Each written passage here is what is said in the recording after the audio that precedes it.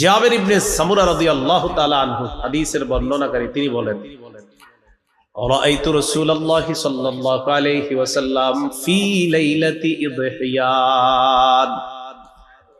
জাবের রাদিয়াল্লাহু তাআলা আনহু বলেন, আমি আল্লাহর নবীর দিকে জোছনা রাতে তাকাইলাম। কোন রাতে? জোছনা রাতে তাকাইলাম।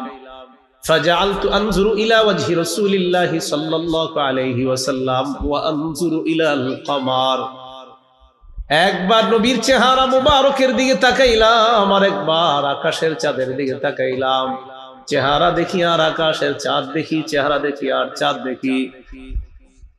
আকাশের চাঁদ আর আল্লাহর নবীর চেহারা মুবারক দেখার পর আমি জাবের এই সিদ্ধান্তে উপনীত হলাম, হুয়া আহসানু ইনদি মিনাল কমার।